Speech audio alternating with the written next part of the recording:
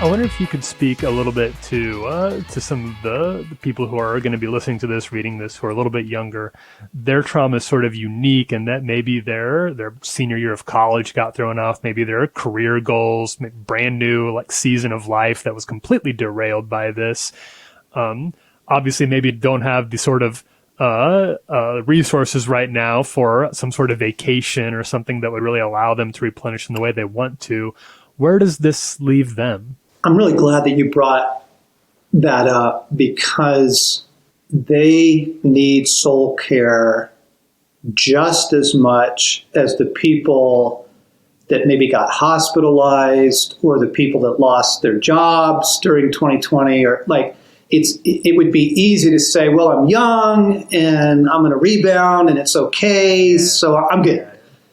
But you're not good. You're not good. You passed through the global trauma just like everybody else, and you had your series of disappointments.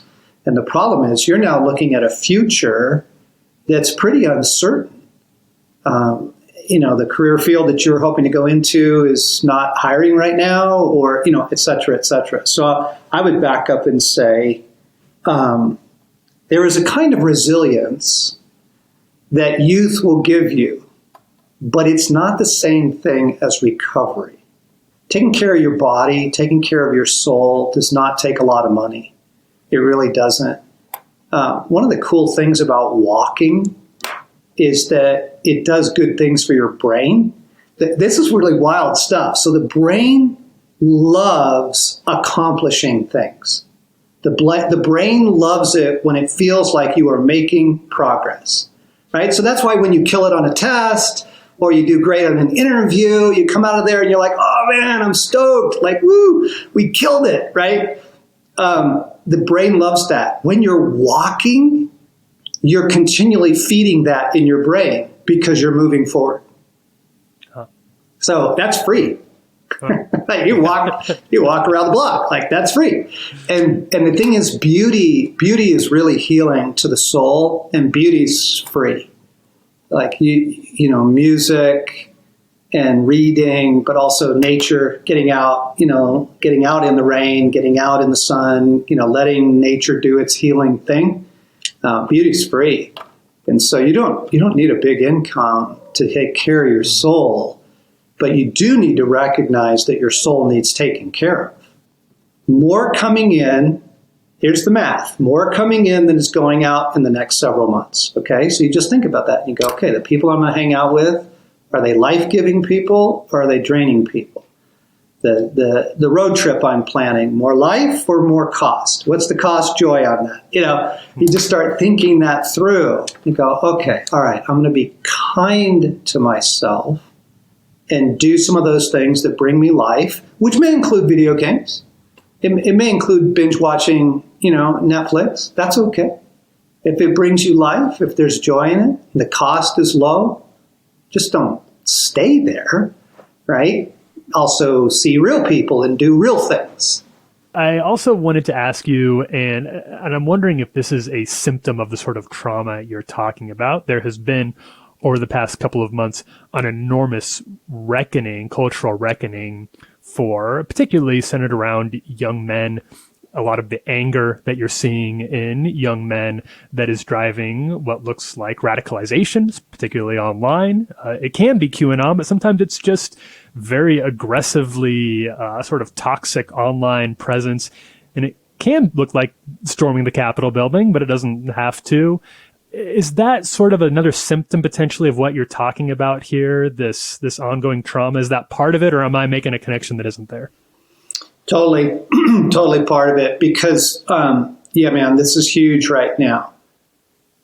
There's a lot of anger, and particularly among men, and there are some reasons why, and there's some help for it. So men desperately want to feel competent. We want to feel effective. We want to feel like in my world, I am helping. I can fix the sink that's leaking right now, and I can enter into that tough relationship and bring life. And in my teaching job, I'm bringing life, or, at my admin job, I'm making things really race at my company. Like I am helping. I am a powerful presence. Men need to feel like their presence matters, that we are competent and effective in our worlds. Like that's really huge. The bottom line thing is we love to fix stuff. Like we love it. We love to fix stuff. And we just have come through a period of history where we couldn't fix much of anything at all.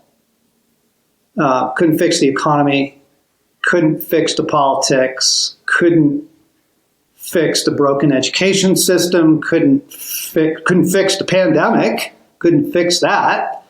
And there is an anger in there of like, I just need to, I need to fix something. I need to set something right. And then that gets over into, I need to set something straight. I need to set someone straight. I am going to, and then you get the rage there.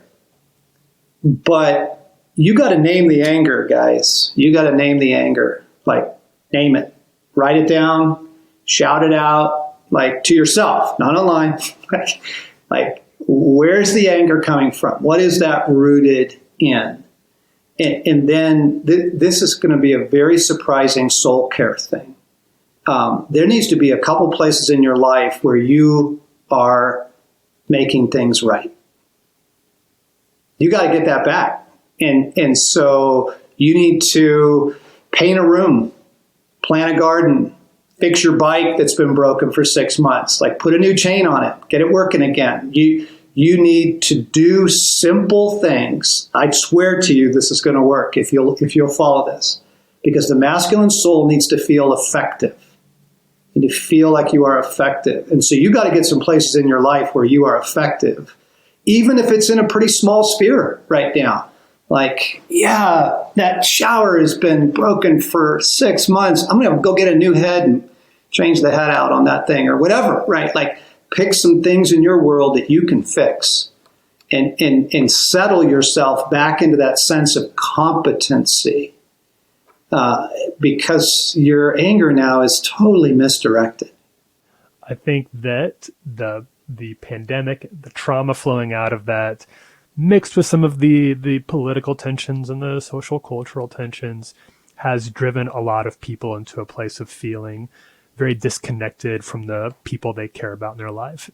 Families have been driven apart, both physically and in some cases socially, culturally, spiritually. Churches, same way. Friendships, absolutely.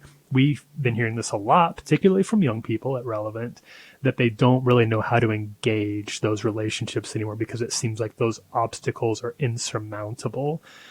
What would your advice to people feeling that sort of disconnection from other people be?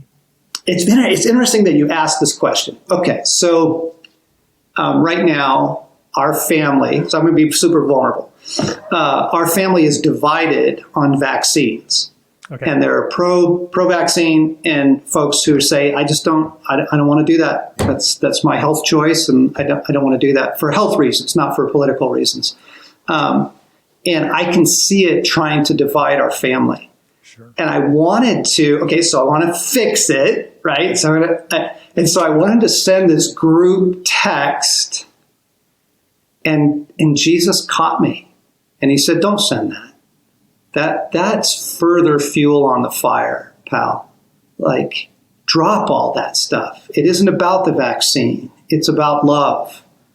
It's about love. Bring this back around to how much you love these people and just drop it. Drop it. So I would say if there are things that got in to the relationship that help add to the isolation that was the politics of last fall or the politics of last week, or the news or the vaccines or whatever, the mass game, you know what? Drop it.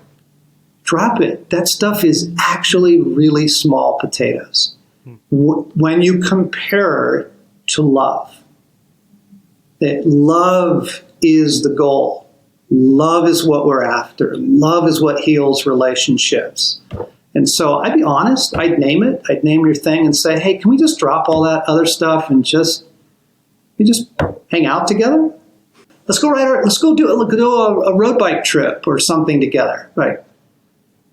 Drop the small stuff, gang, and drop the incendiary stuff. It's just super unhelpful. Let's come back to love. You love these people. You want relationship.